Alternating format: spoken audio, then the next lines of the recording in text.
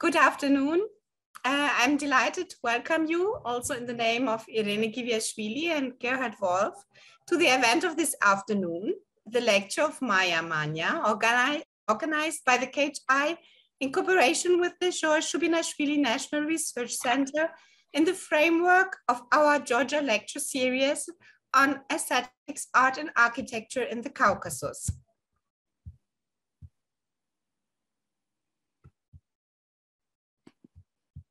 It is a special pleasure for me to introduce our today's speaker.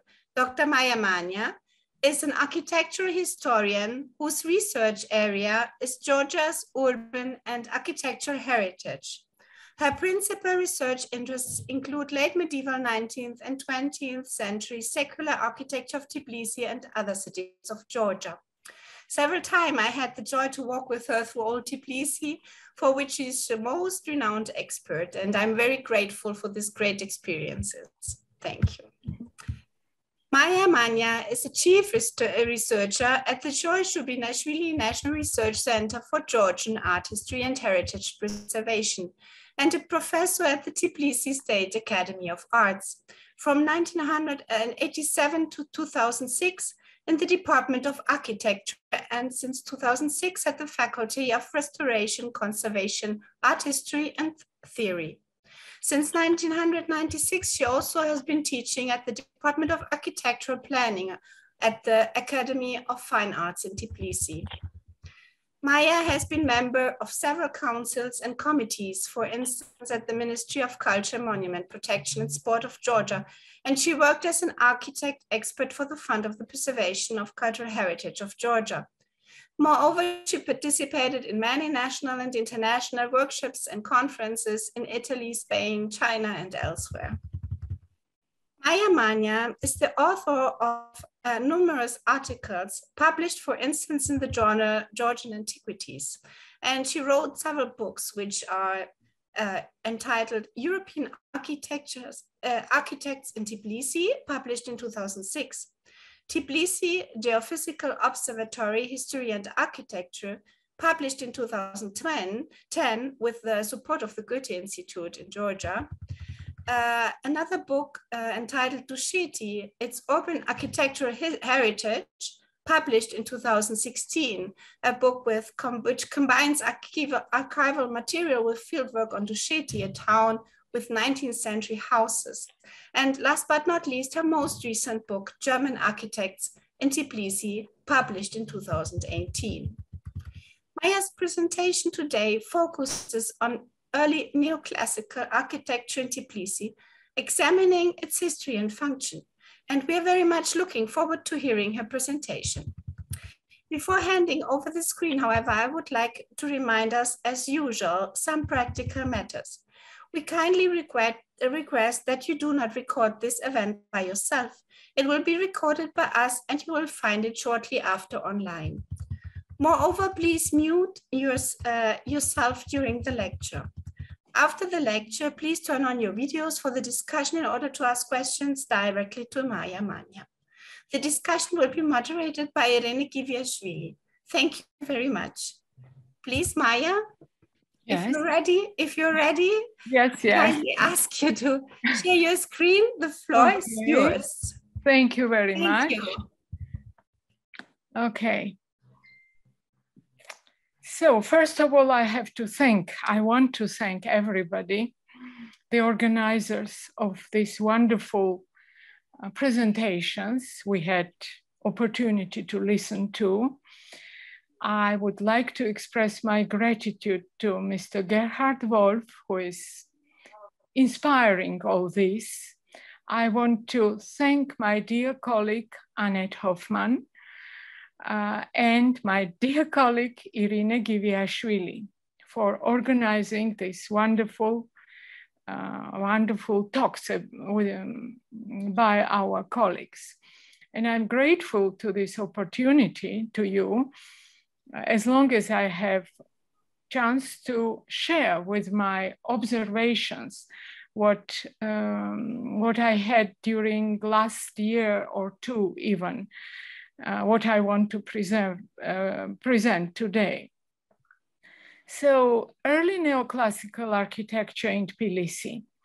And one more thanks I want to express, that is to Tamuna Belashvili, whose idea was to give this talk today.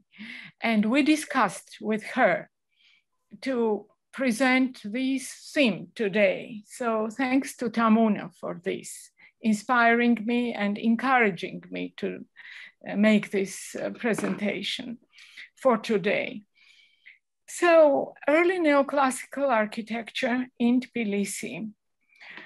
I think we all agree that Tbilisi is a city of very strong identity. And the period I took today to talk about is 1830s and a little bit earlier. It is already time when we are annexed by Russia.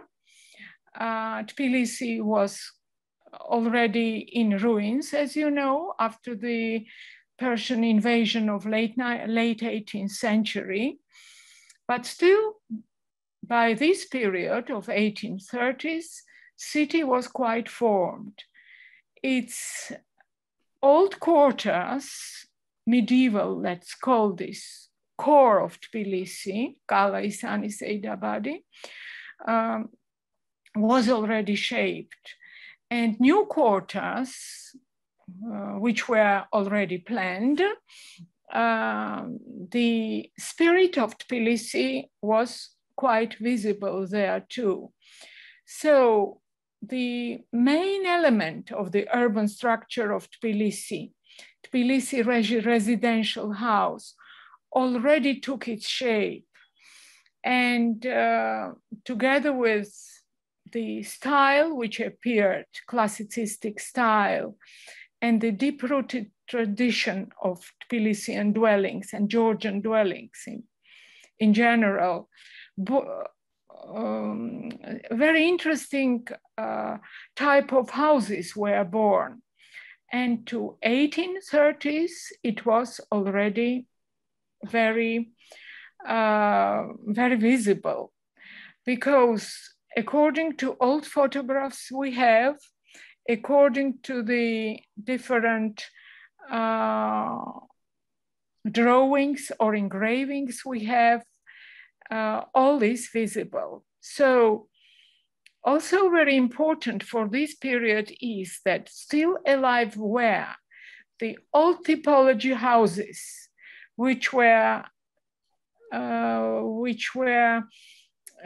built before 19th century, the so-called Darbazi house, and also house with flat roofs. These houses were quite a lot in the structure. And for example, this image of 1829, according to Mashkov's drawing, it was engraved. You can easily see the houses with flat roofs, the bathhouses in the foreground, and it is in front of you, Tbilisi proper, the oldest part of old Tbilisi with its medieval network of irregular streets. On the drawing of the Mashkov, we can see these old typology buildings. And by the way, still in working in the old city, in the old quarters, old districts of it, you can see the remains of old residential houses or public buildings. I will show several. So this is a drawing of very celebrated Russian artist, Nikanor Chernetsov, dates back nearly to the same period. I would like to pay your attention to this building, which is barracks, Pakrovsky Kazarmy, barracks, where now stands the president's palace, but it was very classicistic in inspiration and with ordered porticos. I would like to mention one thing, that when talking about the classicism in Tbilisi, I mean the buildings, and I will cover the buildings, the artistic and architectural value of which are determined by order, by the orders. So this is in front of you, Chernetsov's drawing with the whole city, and the next image is again part of Chernetsov's panorama. So the next image is the plan from the 1844 map of Tbilisi of this barracks. This is also part of panorama by Dmitry Yermakov, famous photographer.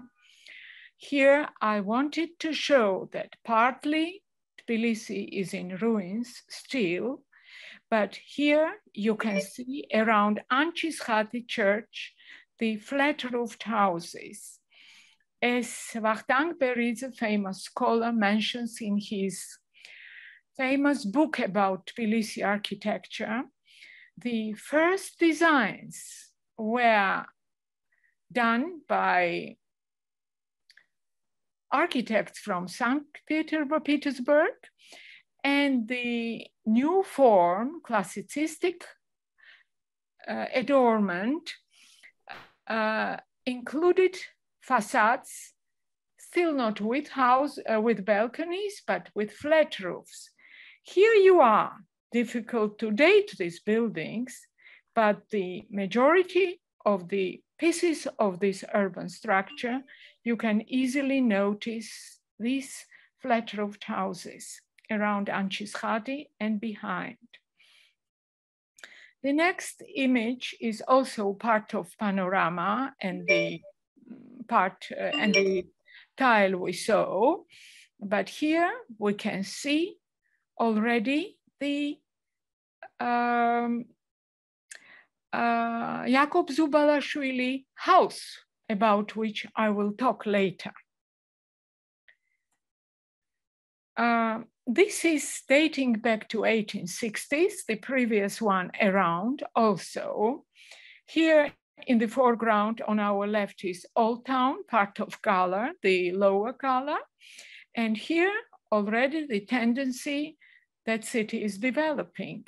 Here we can see famous theater with caravanserai, very Palladian in inspiration. And also we can see this classicistic building of Jakob Zubalov, designed by Bernardazzi. The Golovin Avenue, to this part, city was developing, and in far background, the German colony. So here are some designs which I found in archive with many elements of the classicistic style, the keystones, the rustication, and as if nothing is visible from Tbilisi yet, but I paid attention to the small entrance, which is already very Tbilisian in inspiration. Here we can see in the plan the same, and it resembles very much to me of Lermontov 15 number, a very important dwelling from Sololaki, one of the oldest in that district. You know, not all buildings were designed according to pattern books, which were in St. Petersburg, and they were sent to imperial cities.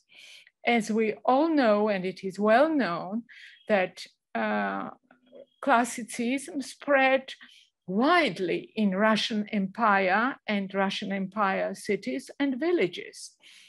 So, but some of the projects, some of the designs were done in Tbilisi, and this is for sure designed in Tbilisi, but very classicistic without columns yet, without order yet.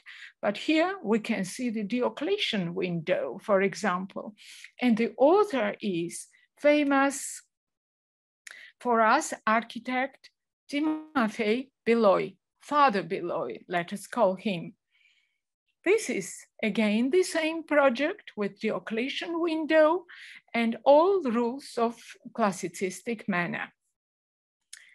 One more design I found, it belonged to a clergyman, peasant clergyman, it is written so, I cannot translate. Also in classicistic manner, here you can see Gibbs around it. It is called by architectural term as such because it was invented by Gibbs, but you can see these coins here, no doubt, classicistic manner. This design is quite known from Vakhtang Beridze's book. Here you can see already the order. And to my mind, this is something very precious which existed in Tbilisi and doesn't exist anymore. It was standing just in the water. It is a building of trading faction caravanserai. This is also caravanserai facade, a main facade, also meant to be built in the water, dating back to 1838. Here we can see these dukhans with pilasters, and the spacing is equal, only these two spaces are large, certainly. And we can see, I can call it, I think, edicule, because two pilasters are flanking. So very classicistic in inspiration. Here is the plan of Tbilisi. Here is Gala, known for everybody. Here is the Seydabadi or Tbilisi proper, the oldest quarter of Tbilisi, or bath area, if you wish. And the third quarter of Isani, which, this one, behind the Metechi church. Another name is Metechi district. And all these three districts have medieval network, which was preserved after the Russians came. So one of the values we are preserving, trying to preserve in Tbilisi is the network, which is medieval and very precious. Yes, certainly. Tbilisi of medieval times was typical medieval city, no doubt. And by the way, Yermakov on his glass negatives calls these three parts Asian part of the city. And this part, which has the regular planning, and this part, which has also regular planning and emerged fully in from the 19th century, is called European parts of Tbilisi. So just for the orientation, I will show the objects mainly from this period and two from the oldest quarter. I'm going to show to you, sorry.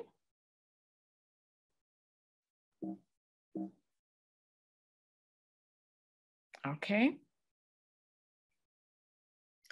The next image shows the area of so-called Garetubani, and in the far background you can see Church of Nativity, Fortress Narigala, the dominant of old city. And here we are in Golovin Prospect, which is now Rustaveli, the unexisting, unfortunately, Museum Caucasicum, with the Islamic public library of Albert Salzman. But my main interest in this slide is this very building. which has colonnade, Tuscan colonnade, which is just nearly overhanged on the trottoir, and it is the Hauptwacht.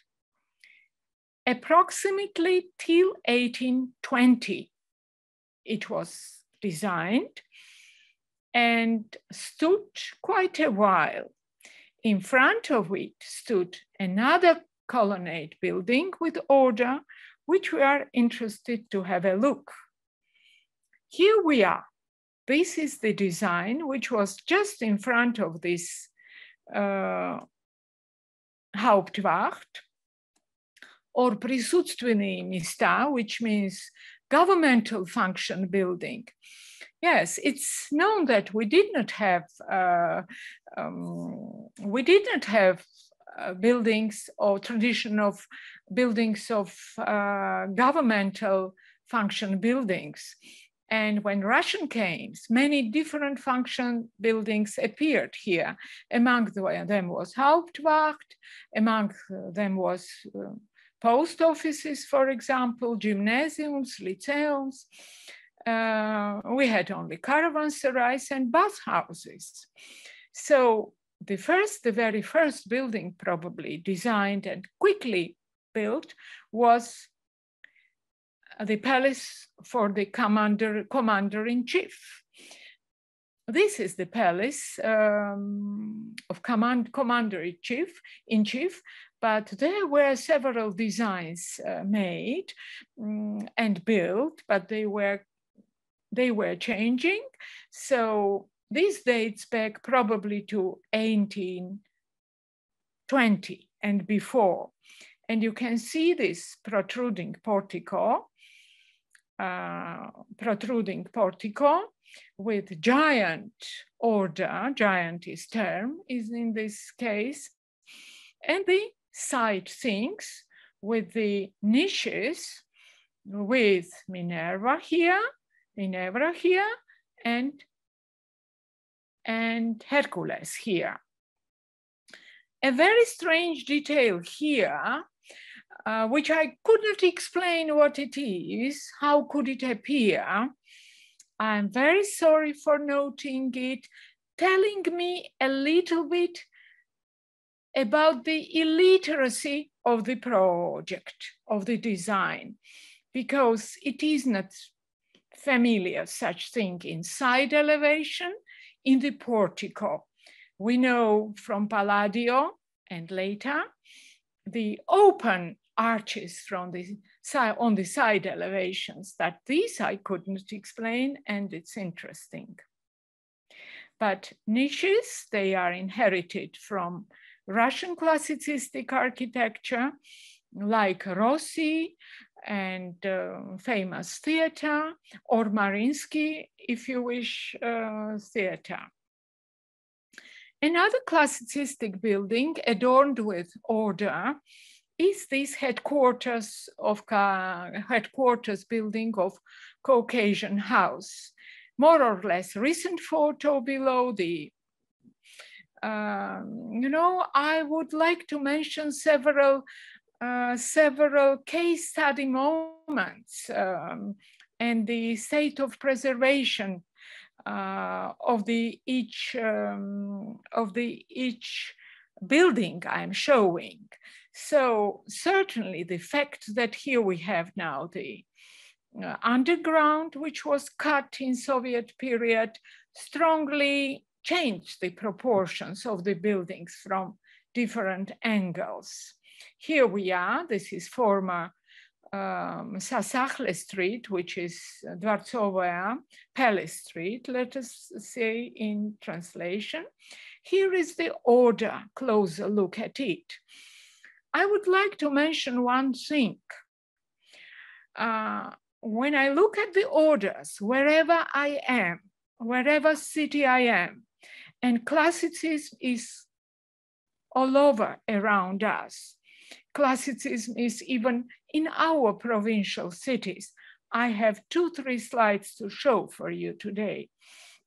I could not avoid these charming things I have prepared for this presentation. But I always pay attention what kind of classicism it is. That's important. If you pay attention to these capitals, they are of parallel use and not diagonal, which means for me that it is Roman classicism. Also the dentils or even the modulians are elements of Roman classicism. So here in this building, we have Roman classicism and by no means Greek. So not one of the first, but definitely the first edifice, which was designed in pure classicistic manner. You know, Russian classicism is a very interesting phenomenon. Certainly it takes its roots from France, no doubt, and deeper we know all from where the classicistic shapes and forms comes, no doubt. But these lapidar white columns and use of another color, it is very interesting. So it was the first Russian hand, as Vakhtang Beridze mentions in his book, We Felt in Tbilisi. 1812 is the date. Interestingly, two different orders is used. We often find in Roman architecture, antique I mean, even in Greece, we often find this use of several orders. Here we have Tuscan Doric, I would say, and here we have Ionic order. But there is difference. This order is no doubt structural. They are supporting something. But this is not supporting Ionic orders. And they seem to me very strange and odd, not very classical. But I want to return to this. Here we have entablature with full, in its full grace, I would say. Here we have modulians, which are elements of Roman classicism. And here we have the joints of corners, which is also Roman. So, which means that triglyphs don't start on the corner. It is a simple thing I'm trying to explain, but that is very interesting that we have. And because doing this presentation, I walked a little bit around in search of Greek capitals, and I found only one later about it. So these columns, these pilasters are not structural, but the piece is very charming and it has very good, very fine proportions. But again, the context was ruined around it. In 1980s, they had an idea, the architects, to make this, to lower the terrain, the street, to make an entrance for the Sioni Cathedral. But the coziness and scale of the whole structure, street structure, let's say so, it was very much ruined. Then it was remodeled second time. And these ugly arches are struggling to be a fundament in perception for this nice piece. Okay. This is fragment of 1844. Here we have caravanserai of Artruni, or Tbilisi, if you wish, because the, and here for the orientation, we have Sioni Cathedral, Zion. Oh, excuse me. This is Artruni facade of the Tbilisi caravanserai. This is the most rich in layers building. I was lucky enough to work on this building and make a research, architectural research and urban also on this area. And I discovered more layers than 17th century. In 17th century here, King Rostom's wonderful caravanserai was standing. I can judge about the buildings because I have seen King Rostom's foundations, which are simply marvelous. Nothing of the kind we have in the earth under Tbilisi. But this facade, ever very protruding and rising from the river, you know, has the colonnade, the order, the Doric order. The date of this building is 1818. Georg Karczoruni bought this building. He was a merchant, Armenian from Istanbul. And he bought this building. 1820 is the date of the construction. And here you can see it wasn't covered, but inside what you can see, this is Tbilisi layers, early 18th century. So this is the colonnades today.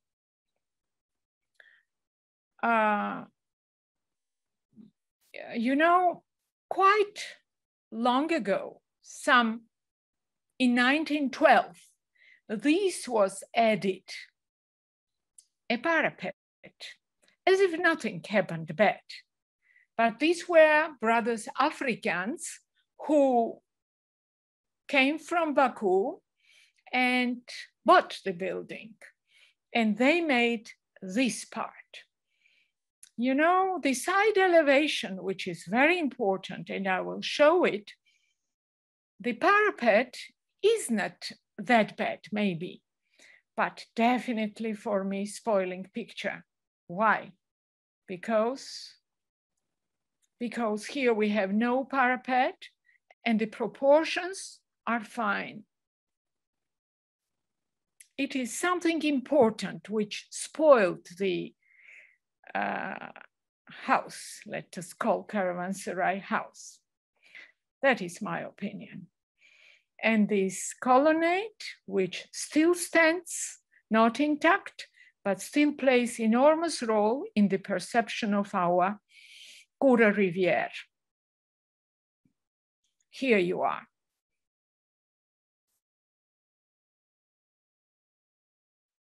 Now I would like to pay your attention for a second to the side elevations of this building, which is kept. Here, main thing for me is the triangle pediment. And I had privilege to date this building and identify this part as early 18th century. If it is so, if the scientists agree with me, then this is one of the first appearances of classicistic piece in Tbilisi. So this is the triangle pediments we have. It seems to me even this fretwork can be that old too. Before going to next object, I would like to show you this slide. This house disappeared during the rehabilitation of recent works, 10, 12 approximately, I don't remember exact date. And here we have triangle pediments of classicistic manner and the also classicistic shapes of the terminating of the opening. I don't know how to date, but 1830s easily can be said about this building.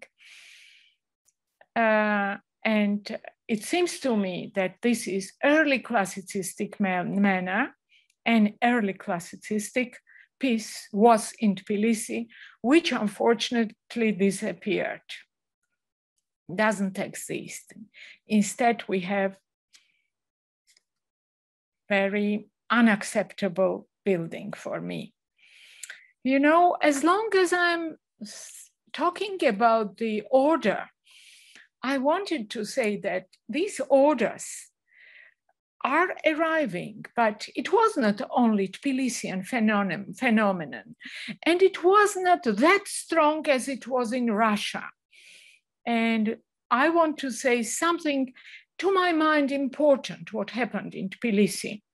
So you can see now image of Tel Aviv, close to the Batonistikhe, one of the 4 castles, very important. And in front of this castle, we had these houses with the orders, which don't exist anymore. They were raised up when they were going to put Irakli II's monument and architectural background to it. But some of the buildings were just 10, 12 years ago fully destroyed. One more I would like to show, that is town of Dusheti on the Georgian military highway. And the Gharangozishvili house had this kind of portico. And it is photo of Mikhail Kalashnikov, very celebrated Russian architect who was active in Tbilisi in Soviet period. This is another house in the vicinity of the house we saw. This is Mozdokeli house. And this is the measurement of Mozdokeli house I found in our archives. And here we have the colonnade from the courtyard side. Unfortunately, it is very much now altered, but this is the view of mid-20th century of the colonnade we had. So these provincial versions are very charming and very precious. Unfortunately, very few is preserved. Now, one more example with order, and this is observatory. Here we have Tiflis colony, and here we have the observatory building after the remodeling or reconstruction of 1882 by Bielefeld. This is the plan of the Tiflis colony, and this is the observatory Kreuz-shaped building. This is observatory's old photo from Arnold Moritz publication. This is Simonson, very celebrated German architect, disciple of Gottfried Semper, by the way, and Ferdinand Lemkur's movable dome. So everything to Tbilisi was penetrating very soon. Every novelty was coming, including this piece. Schinkel is doing movable dome in Berlin Observatory, and here we have it in 1895 starts the construction. Pure classicists, and pay attention to this order, and pay attention to the classicistic elements here.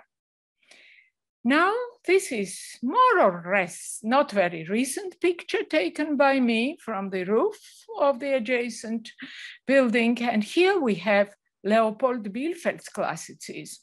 Leopold Bielefeld, who was using Baroque eclecticism in his creative works in Tbilisi, exception is certainly Quashweti Church. He tries to make the same style which he met in the building and makes this classicism. This is the nowadays situation. Recent photo of this year. Pilasters are thrown, the part of them, the fragments of them, and the plates are put of very honorable people, but still. But here you can see, well, Bielefeld's classicistic adornment of this building. Here Bielefeld again, and very classicistic in inspiration, very plain, without any kind of ornament. Now, unfortunately, the building had its meteorological garden, very historical. I will not go deep to these stories, where German and Georgian scientists worked together. And this was the only observatory in the Caucasus in quite a big while. And it was idea of Alexander von Humboldt to build the magnetic house all over Russian Empire. And the one was designed here. But this is the defensive wall done by defensive ministerium and plastered by cement. No spaces left for the observatory. I'm not talking about these green tiles, which are totally unsuitable, but let me hope that ever it will be removed. Now, again, we are close to the old city. We were on the left bank. Now we have this building in our focus. This is Gala, old town with its medieval network, which we are trying to preserve. It was quite a big while intact, by the way. Now it's difficult to preserve, unfortunately, but that is our richness, which we have, one of, no doubt. So this is Jakub Zubalašvili building, now the museum, housing the museum, with its portico, which is shown. Here is the commander-in-chief's palace, which was replaced by Viceroy's Palace, which is a famous building in Tbilisi. And from this period, we still have the foundation, the ground floor dates back to this period. We saw this building already. And here we have one piece, which I will show, also a governmental function building. And now we are interested in this one. This is the engraving, fragment of which I am showing, an interesting one. Here again, we have this Palladian in inspiration caravanserai designed by Giovanni Scudieri, which was including the theater which was visited by Dumas, Father Dumas, Alexandre Dumas. This is the building we already saw, the headquarters building, which still exists. This building doesn't exist, Maison de Zubalov. Zubalašvili family, they were very serious dynasty, patrons of arts, financing very important things in Tbilisi. So this building is Ivan Zubalov building, and this is Jakub Zubalov's building. So this building changed its function many times. Many times. We all know that there was seminary, quite a big while there was seminary. And by the, in 1952, it housed already the museum. Here, this is from Irakli Tsitsishvili's book, The Picture, aerial view of the Lenin Square, now on this picture we can see Lenin Square. All this doesn't exist, unfortunately. And this is our rat house, we all can recognize. And this big apartment house here, and the Zubalov building we are interested in. From time to time, it occurred that I was taking a picture of this building. It was always attracting me. I could not avoid early morning going to another site. I could not avoid this building. And fortunately, I was making photos of it. Here you can see Ionic order, the protruding portico, unlike the headquarters building, which is not protruding. It is like a loggia, though it is also on the arcade. We can see the side elevations, and the edifice is designed strictly according to classicistic manner. The side elevations, the entablature, everything is very correct here. But at the same time, you can feel that building is designed by a talented architect. It is not done by a pattern book, which was very much spread, not only in Europe, but across the Russian Empire. These pattern books existed.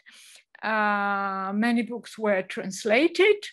Piranesi was enough to have, certainly, as Roman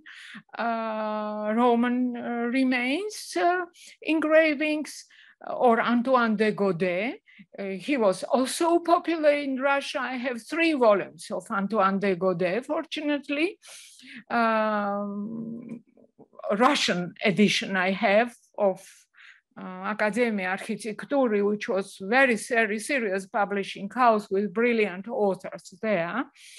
And, but the building is done by a talented person. This talented person is Bernardazzi, architect from Lugano. The 2 brothers Bernardazzi, now you can easily find material in internet. But when I researched the architect Bernardazzi, Giuseppe is his name, nothing was in internet. And I found plenty of material in Schweitzer lexicon, for example, and in the Eugenie Weidenbaum archives. Thanks to Irakli Yakobashvili, my colleague who worked at the moment on that archive. Bernardatzis came to Georgia. Probably one of the brothers came, I don't have the exact history, came to by Zubalashvili's, Jakob Zubalashvili's invitation, probably. No doubt, Bernardazis, who had to build the city of Piatigorsk, 2 brothers created city of Piatigorsk. It is a resort city. They planned Piatigorsk regularly, and nearly all buildings of that epoch belong to them, 2 brothers. Both are buried in Piatigorsk, and their son, Alexander Bernardazzi, later worked there too, and in Russian Empire, but my focus is on Giuseppe Bernardazzi now. A talented person who has samples from Russia, because he was invited, he was given the templates. He was given different editions of the so-called, what's the English for let's call them templates, special templates, which were compiled by different architects. For example, famous Tasov was also working on that and spreading his templates. But the thing is that the topography certainly now is changed here, but Bernardazzi managed to build his very fine proportioned buildings on the slopey terrain so beautifully, so softly. And here we have this very soft terrain and the side elevation with the proportional dividing of the facade, side elevation, with the elements of classicistic architecture, and also what I like, that a sensitive person, he does not make all triangle pediments or all round pediments. No, he is mixing in order to be side elevation not dull, as Da Sangallo made in his famous work in Rome. So after Da Sangallo, as far as I know from literature, it became a rule. If you are sensitive enough, you will understand how to treat the facade. So he's putting triangle pediments from time to time to make the facade more vital. Now here again, the corner, which we cannot see well, and what kind of classicism we have here. This is also Roman classicism.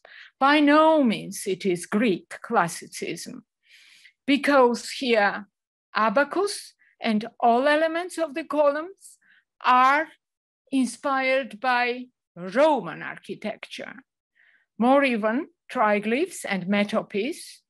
Triglyph is not the first element,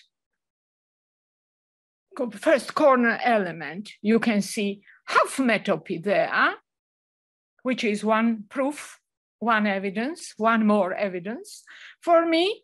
And also Madolians,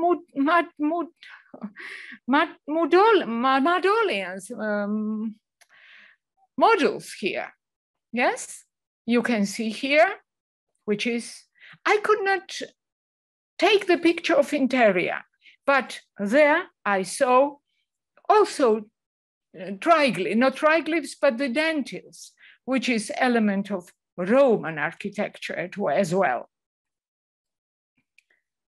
Now, and the parallel volutes, very beloved by Romans, and the abacus and the all elements here are of Roman classicism.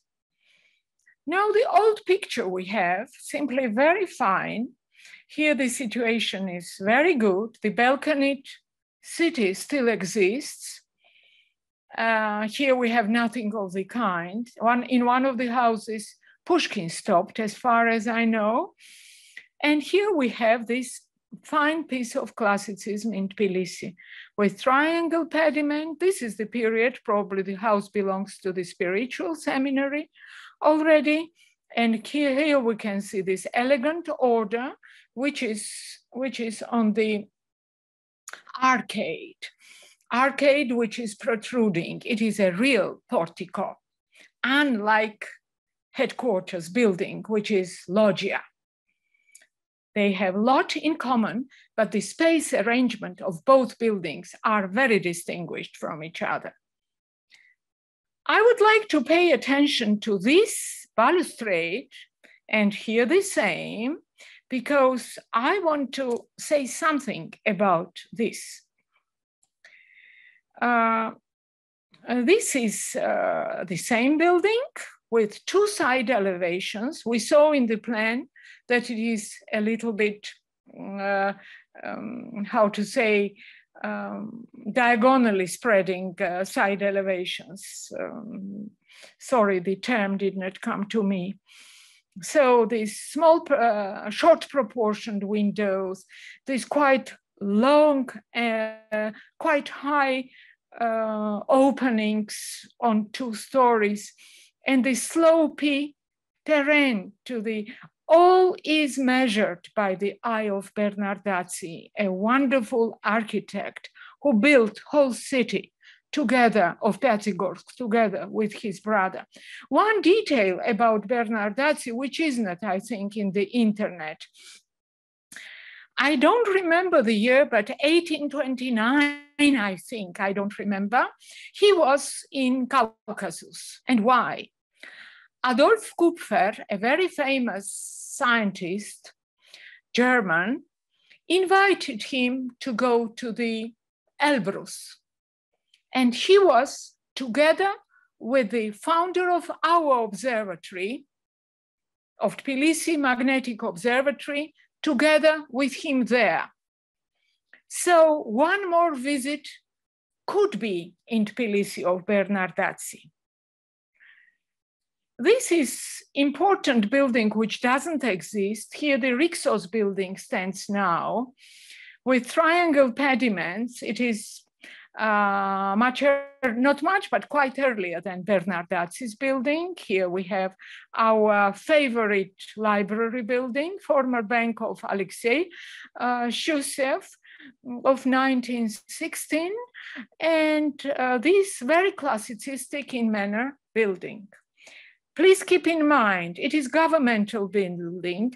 It belonged to some person, Pribel was his name, but then probably a governmental house was here, Maia. Interestingly, I saw this design, this measurement of Leopold Bielefeld in the exhibition at the National Archives, which was organized by my younger colleague, Tamta Shonvadze. Then I searched the building and found this, fortunately. And here we have measurement of Bielefeld.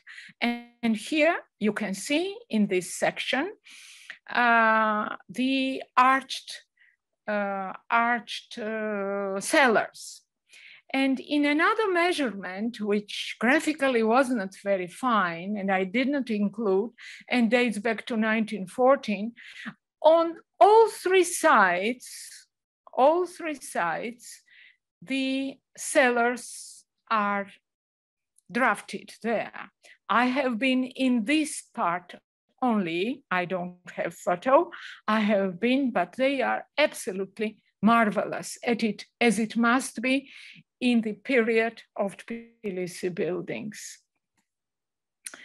This is Loris Melikov Street and side elevation. Probably Bielefeld had tasked to put the building here. He made design very correct, certainly because it is Leopold Bielefeld. To my mind, it was never built, to my mind. Now here, our colleague Svova Kurtishvili's contemporary building stands. Here we are, the parallel volutes and Roman classicism, because I often hear from my colleagues, oh, our Greek building. No, it is Roman. Now, the facade, which I showed, the main one, the protruding portico, I have been once or twice on this porch, let us call it so, which has such kind of balustrades. It is wooden balustrades, but not stone ones. It isn't very amazing for us because I have seen a number of Russian palaces of early 19th century, like Kuskovo or Mamontovo, where timber balustrades are everywhere outside. But my stress is on another thing. This is the photo from the fund of Dmitry Yermakov.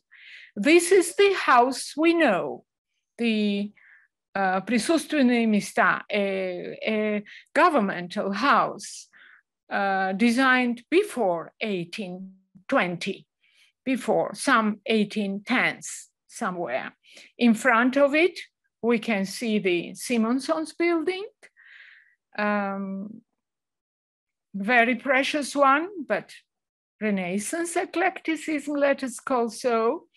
Here we have also a very nice piece of Salzmann and Bielefeld, which is Museum Caucasicum. And here, Bielefeld again. Here, the College of Girls, which still stands. I would not say it is intact, but fortunately it stands, and it is by design of Albert Salzmann.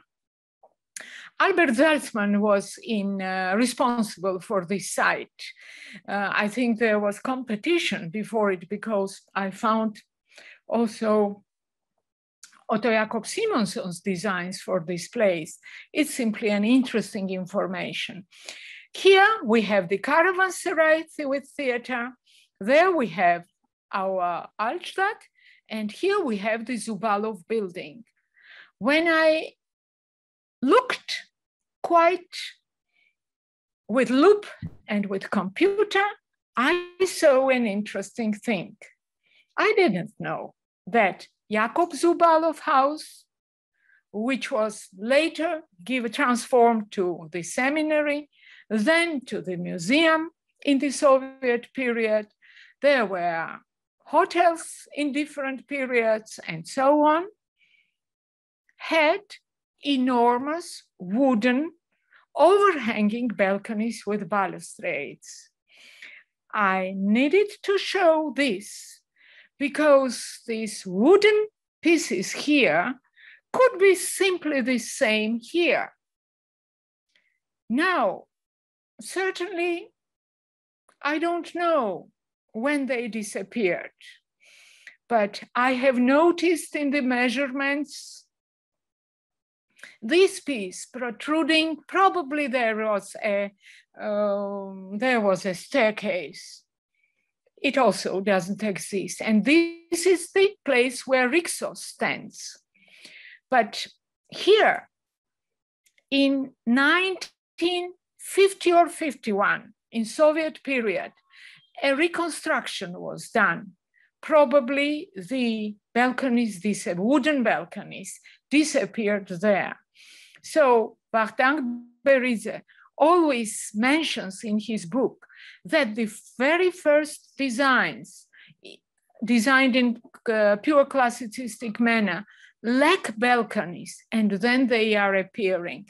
Here in 1835, or slightly earlier, the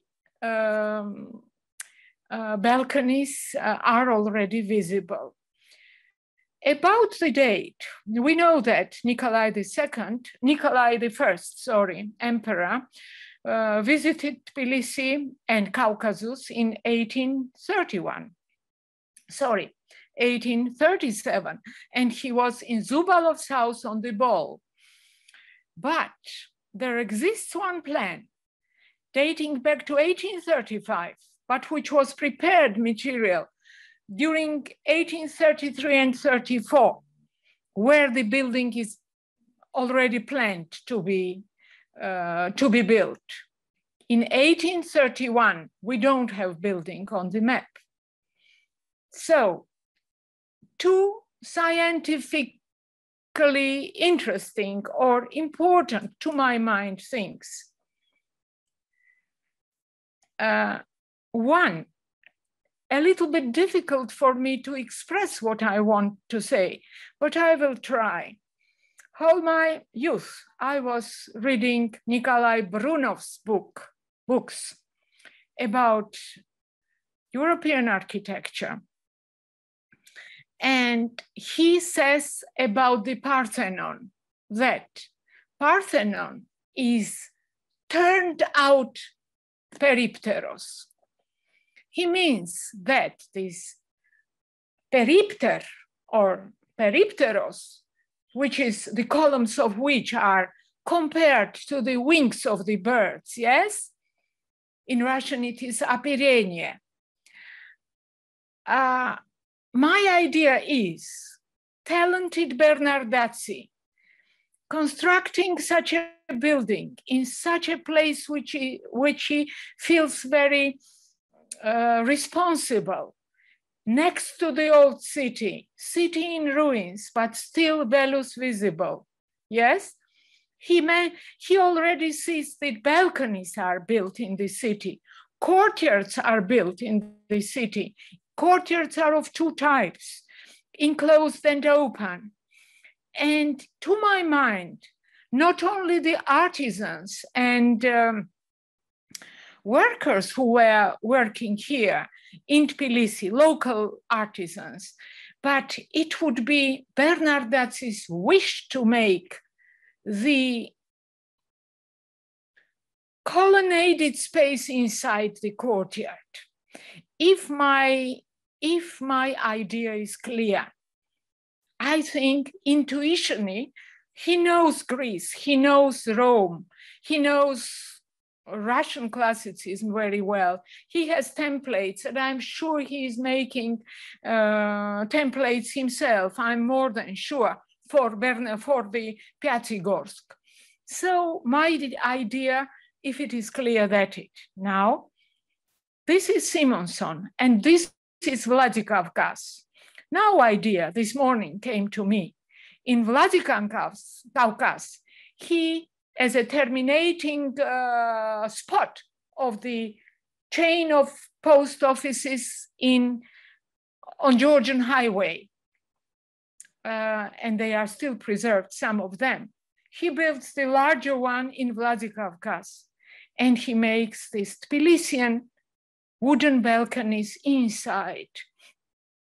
After I thought about Bernardazzi's building, this оперение, the wings of birds, yes, Greeks are comparing to peripteros is compared to the columns of peripteros are compared to the wings because they are really the embracing columns, right? So this idea also came to me. Now, before I say the case study about this last piece, my conclusion is that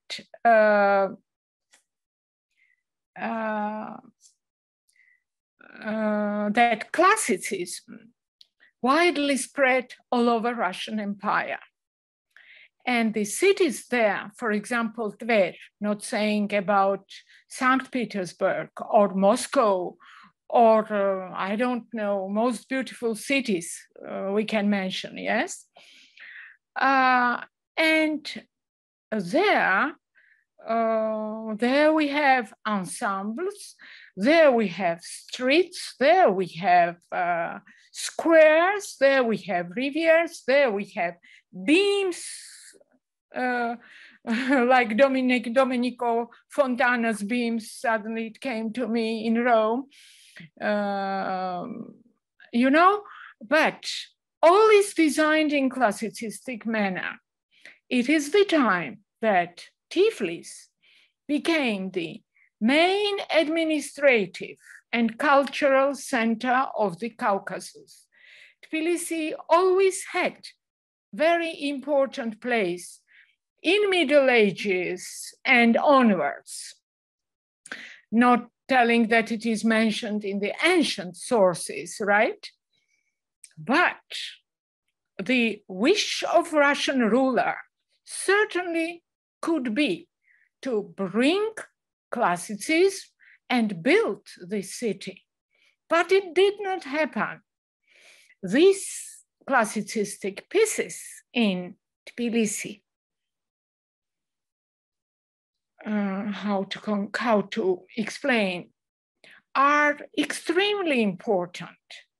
And they are, how to say, as special signs in the context of in urban structure context, like the medieval churches even. They are, for me, also the special signs in the city, old city or even 19th century city.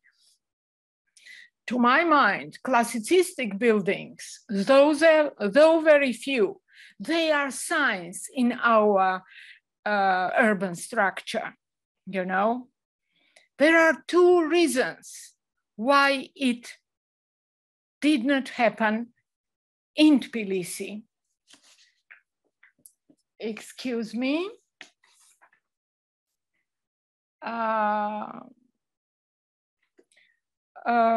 One moment, why it happened in Russia so? Because except the templates, except the,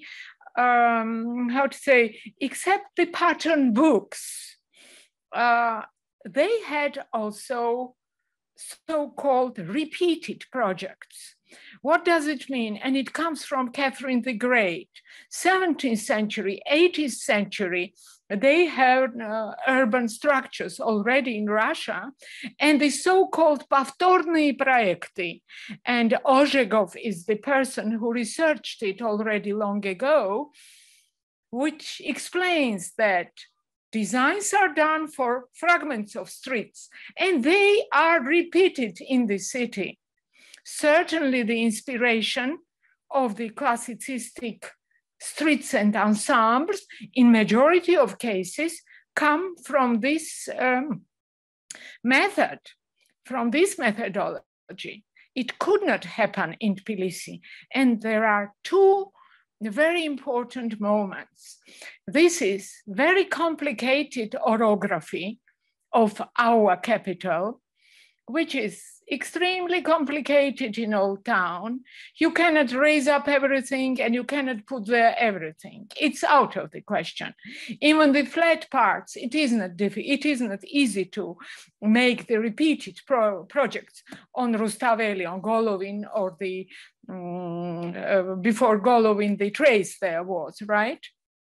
One thing. And another, that the most important, that Russians met here very deep-rooted tradition of dwelling house, which was impossible to struggle with.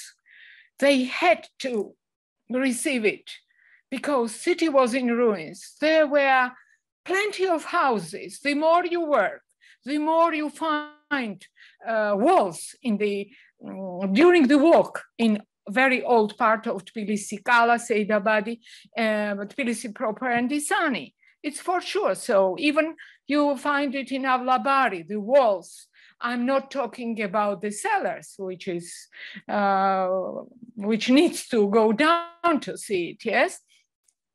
So this deep-rooted tradition, and fortunately, one thing also, several very talented Russian architects came to Tbilisi from the early time, and one of them is Ivanov, beloved hero of Vakhtang Beridze.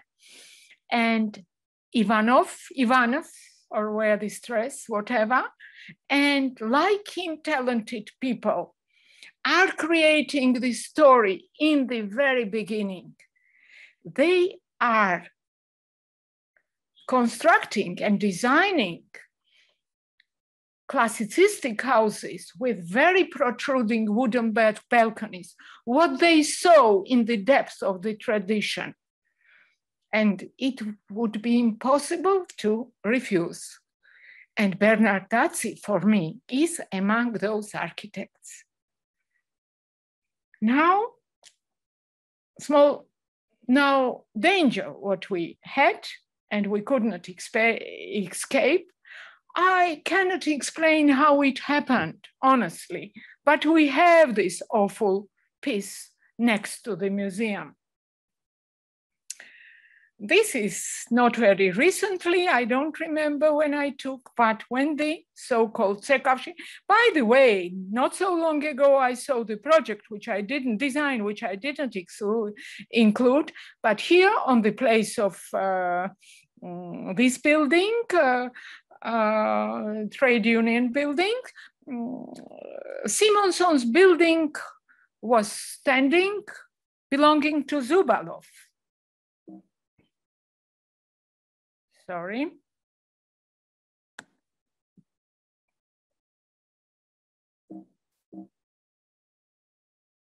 This one I will use, sorry.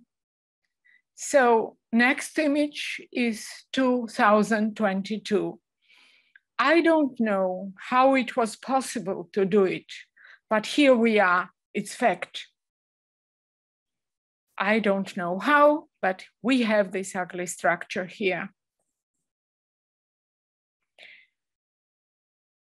But before this unacceptable thing, another unacceptable thing happened on the place of the house I showed you. This is the Rixos building. I would never dare to take exponents from the museum in this unacceptable one. Certainly, I mean this building, not the one here. No, by no means, this one.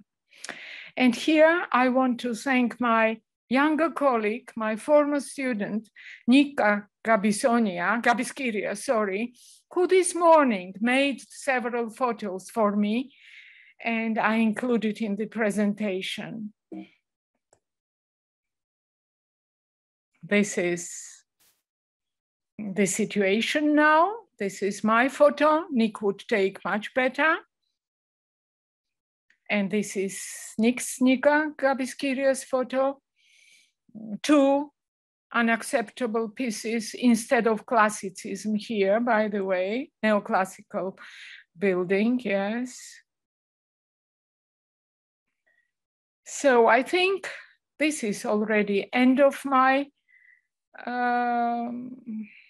talk today. Thank you for your patience, and thank you very much for listening to me.